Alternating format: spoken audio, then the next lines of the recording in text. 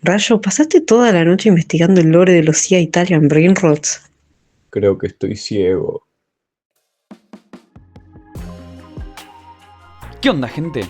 No sé a ustedes, pero a mí me andan saliendo mucho, y quiero decir mucho, estos videos tipo... Liri lì, lari là.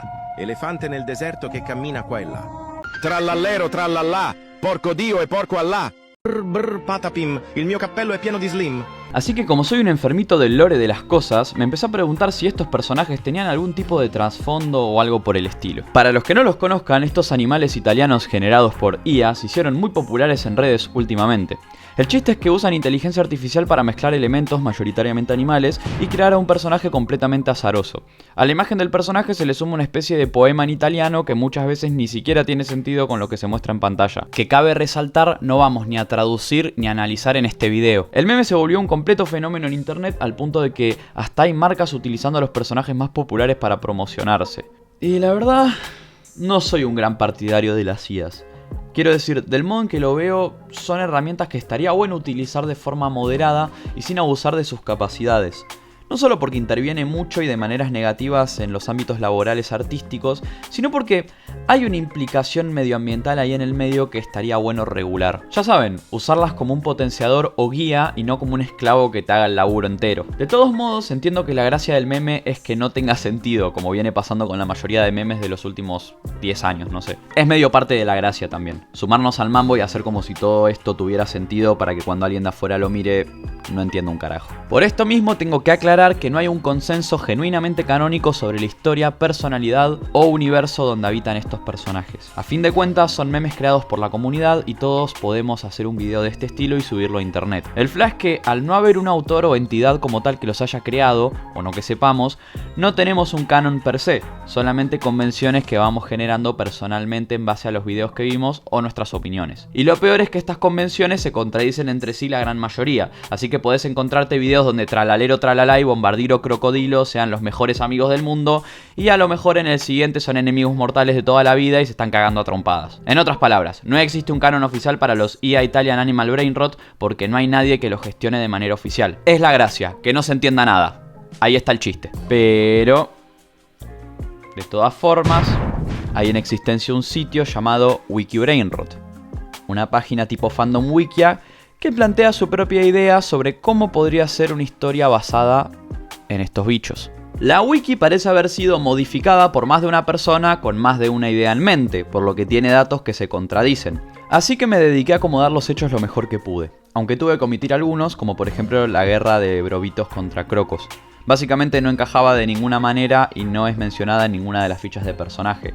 Porque eso también, los datos de la historia que voy a contar no solo están sacados de la página principal de los respectivos eventos, sino que de las que están dedicadas a los personajes involucrados. Tuve que ajustar algunas cosas para que tuvieran sentido en la narrativa, así que si ven algún dato en la wiki que haya omitido, probablemente fue o porque no encajaba en la historia o porque no aportaba nada a la narrativa. Repito y sintetizo por si no quedó claro. No existe un canon oficial de los AI Animal Brainrots, pero esto de acá, al menos en lo que pude recabar, es lo más cercano que tenemos a uno.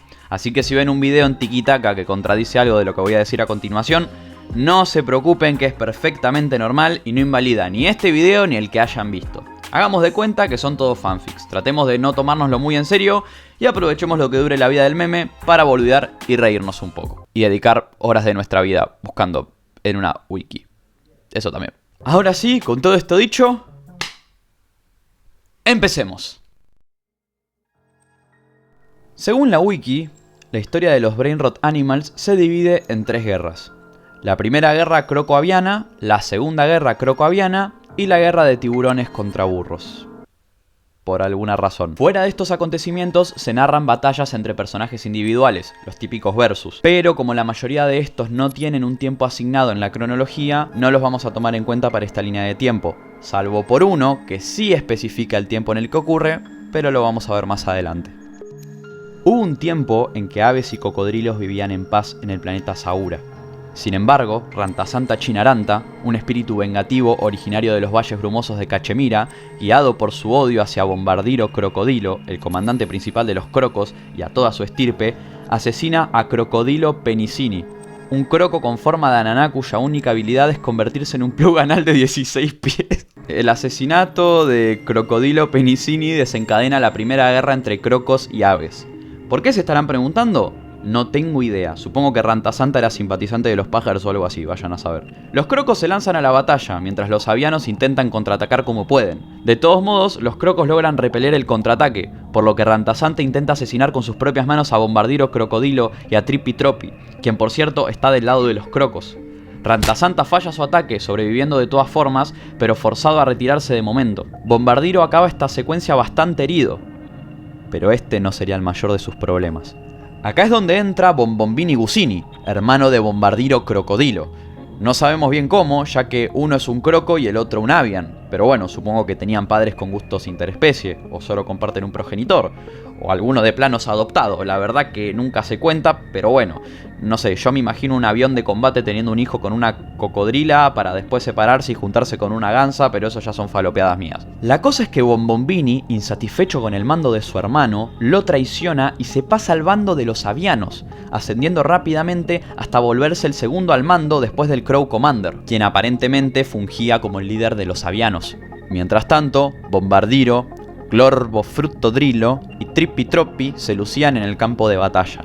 Sobre todo este último, con sus habilidades para devorar flotas enteras y controlar a los mosquitos que tiene alrededor. En algún punto aparece Pod Hotspot, cuyo único propósito durante la guerra fue proporcionar cobertura de internet y satélite para todos los combatientes. Un verdadero visionario, aunque no queda claro en qué se veía beneficiado o para qué lado estaba trabajando exactamente. Yo asumo que no estaba del lado de ninguno y simplemente obtuvo ganancias en base a vender sus armas, pero bueno, en la wiki no dice nada. A todo esto, una unidad de los crocos se atraviesa por un denso y misterioso bosque. Aquí vivía Patapim, quien fungía como su protector. Casi se desata una nueva guerra por la intromisión de los crocos, pero se llega a un acuerdo de paz que le permite a Patapim permanecer neutral. Eventualmente, en la búsqueda de expandir terreno, los crocos invadirían otro bioma. Esta vez el objetivo sería el pantano donde habitaba Brobito Bandito, quien salió con las aves al ver las intenciones de los cocodrilos. Es durante esta batalla en el pantano que Bobrito es bombardeado por Bombardiro Crocodilo, pero sobrevive por su inmensa cantidad de aura. Y ojo con este individuo, porque se supone que consiguió matar a más de 500 crocos a lo largo de la guerra. Finalmente hace aparición Tralalero Tralalá, quien había estado luchando del lado de los crocos, pero sin poder contribuir mucho debido a la naturaleza aérea de la mayoría de sus enemigos. Con la ayuda de los mosquitos de Trippi Troppi, Tralalero consigue asesinar a Crow Commander, dejándole el puesto de primero al mando liberado a Bombombini Gusini. Bombombini no tarda en asumir el puesto de líder de los avianos. El problema es que aún no disponía de las habilidades suficientes como para liderar los bastiones. Bombardiro aprovecha esto y asesta una serie de golpes precisos que obligan a los avianos a rendirse. La guerra había terminado, y los crocos se alzaron como vencedores. Con la finalización de la guerra se lleva a cabo un juicio en el que Bombombini, Rantasanta y Brobito Bandito enfrentarían cargos. Al final, el único condenado a la cárcel por alguna razón resulta ser Bobrito, por ser quien más crocos mató. Bombombini y Rantasanta son dejados en libertad. No se sabe muy bien por qué. Quizás tenga algo que ver con la relación de hermanos entre los líderes de ambos bandos. O a lo mejor es que el pueblo de los crocos es más corrupto de lo que pensábamos. El caso es que Rantasanta se vuelve más cercano a un ahora derrotado Bombombini, convirtiéndose en su consejero más leal. Es así como ambos, sin haber aceptado del todo la derrota, se embarcan en una búsqueda para encontrar al mítico Lirilí-Larilá, un elefante en el desierto que camina, cuela y dispone de poderes extraordinarios, entre los que está la manipulación del tiempo.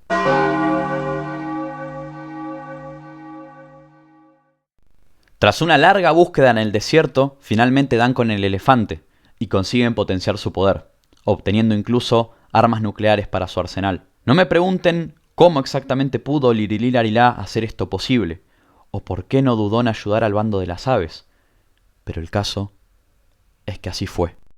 Ahora fortalecido y resentido por su derrota en el primer conflicto, Bombombini orquesta un primer y devastador ataque.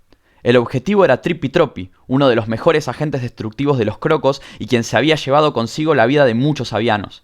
La ironía del asunto radica en que Trippi Troppi había aumentado su tamaño tras la finalización de la Primera Guerra a causa de comerse a las tropas avianas, por lo que resulta un blanco perfecto para los satélites del nuevo bastión aviano y es aniquilado en el acto.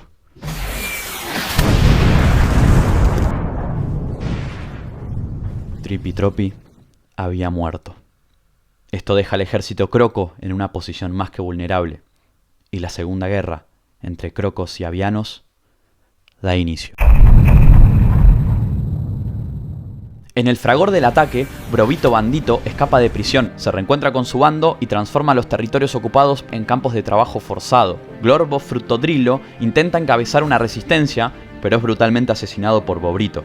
Este sería el último de muchos cocodrilos abatidos por el bandido. Bombardiro Crocodilo no tarda en irrumpir en la escena y bombardea el lugar, acabando con el reinado del terror de Bobrito.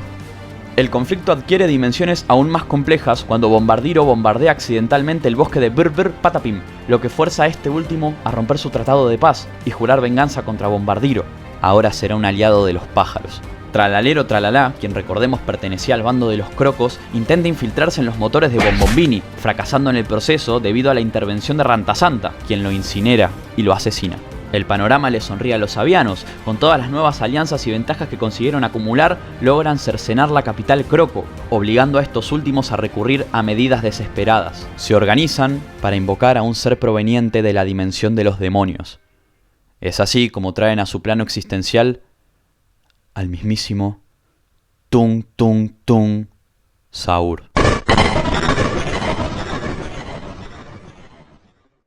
Como primer acto bélico, Tung Tung Tung Saur mata a Unta Tobi Top Top, hermano de Lirilí Larilá, quien había decidido no participar en la guerra, lo que reafirma el odio de Lirilí contra los crocos y lo involucra aún más en el conflicto. En la batalla final, Tung Tung Tung Saur aparece montado en Bombardiro Crocodilo.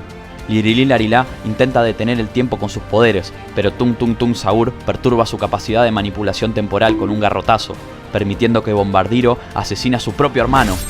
Esto deja a Bombardiro vulnerable ante un ataque de Rantasanta, quien irrumpe enfurecido, asesinándolo y poniendo fin a la Segunda Guerra.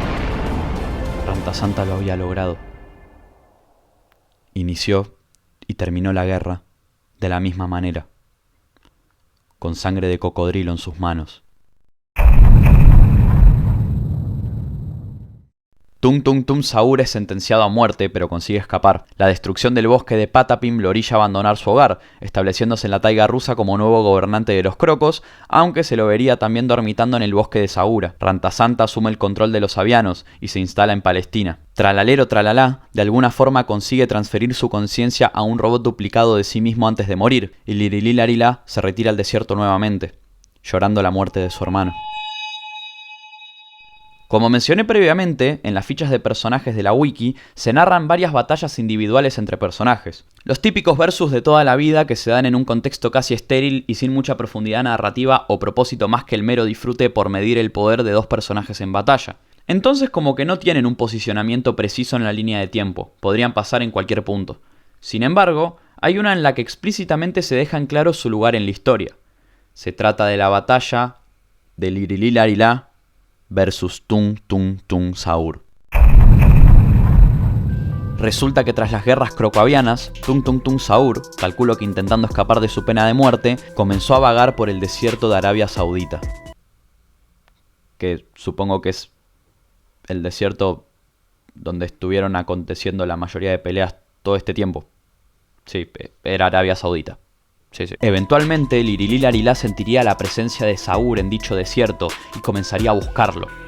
Tung Tung Tung Saur se encontraba atacando a los habitantes de Riad, que es la capital y ciudad más grande de Arabia Saudita. Así que Lirilí Larilá se lanza a la batalla para intentar detenerlo. Piña va, piña viene, al final Saur termina utilizando uno de sus contratos de invocación para viajar a Noruega, dejando inconcluso el combate. Por el momento. Tiempo después, Lirilí Larilá comenzó a experimentar con sus poderes de manipulación del tiempo, tratando de convertir una fría mañana de invierno en una cálida de verano, fracasando en el intento y siendo teletransportado accidentalmente a Islandia, en un estado de inconsciencia, donde Tung Tung Tung Saur encontraría su cuerpo. Saur no duda en arrastrar el cuerpo del elefante a su base para asesinarlo de una vez por todas, pero Lirilí despierta en el camino y se desata otra batalla. Las cosas estaban claras. Lirilí Larilá se encontraba en desventaja. El escenario era frío y nevado, muy diferente a su desierto cálido y arenoso, motivo por el cual comprende que no puede ganarle a su oponente con la fuerza física, Debía idear un plan lo antes posible. Lirili sabe que aún no ha alcanzado el tope de sus capacidades y que la única manera de hacerlo es recibir un golpe lo suficientemente fuerte y preciso que las desbloquee. Es así como Lirili Larilá permite que Tung Tung Tung Sahur le proporcione repetidos golpes, dejándolo casi al borde de la muerte. Sin embargo, y como si de una prueba divina de fuerza de voluntad se tratase, el último golpe despierta una nueva forma de Lirili Larilá y potencia sus poderes. La batalla es tan potente que mueve las placas tectónicas del planeta con cada golpe. Lirili ralentiza el tiempo hasta detenerlo completamente e inmoviliza a Sahur, pero este logra zafarse y le lanza su bate. Lirili no solo logra esquivarlo, sino que aprovecha que su contrincante está desarmado y lo estrella contra el continente europeo, partiéndolo a la mitad. Tung Tung Tung Sahur queda fuera de combate, inconsciente mas no muerto.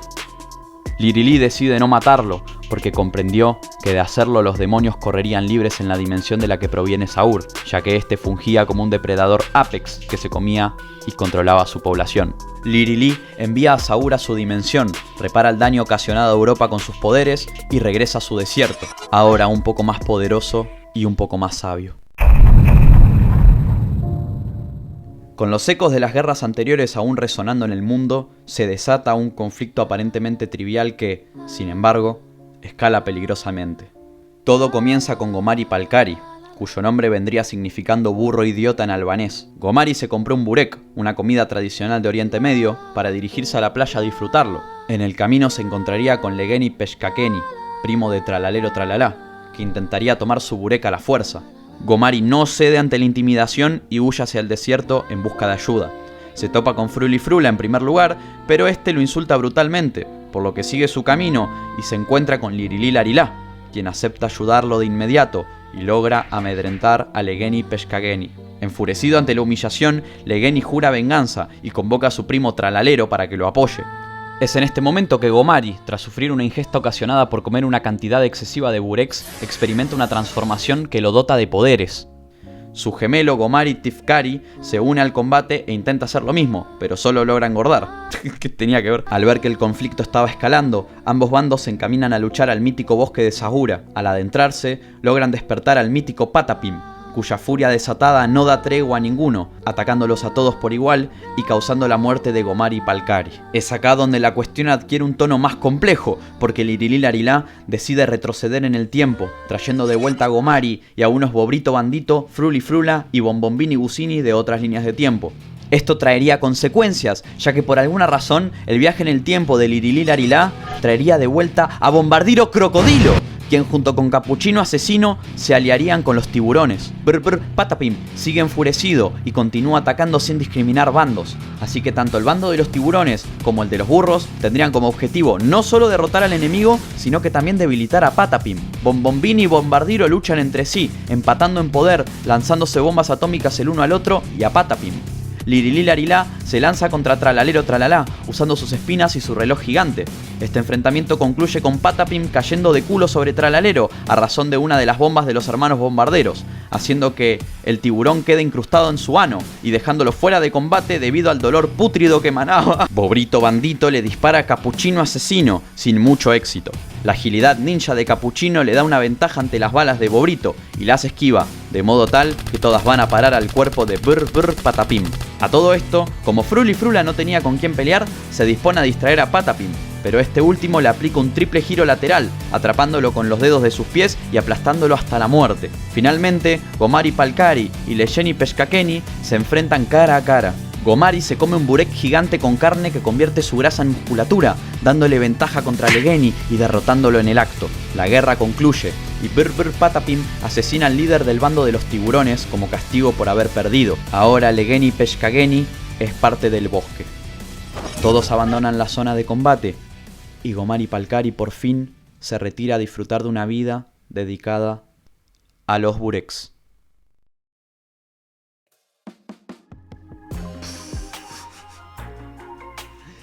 Eso fue una banda y media. Pero por el momento sería todo. Como dije antes, hay eventos o personajes que omití más que nada porque o no tenían sentido en la narrativa o no servían para nada. Recuerden que este tipo de páginas son modificables por cualquier persona y es muy probable que mucha gente haya metido mano. E incluso en los casos donde solo una persona la escribió, se notan errores en la redacción que se prestan a malentendidos, por lo que tampoco hay que buscarle mucha coherencia. De nuevo, es la gracia. Así que cuéntenme, ¿qué les pareció? ¿Saben de otra fuente que cuente la historia de estos bichos? ¿Cuál es su favorito? Coméntenme que los ando leyendo. Por ahora, eso fue todo. Yo fui Rayo. Chao.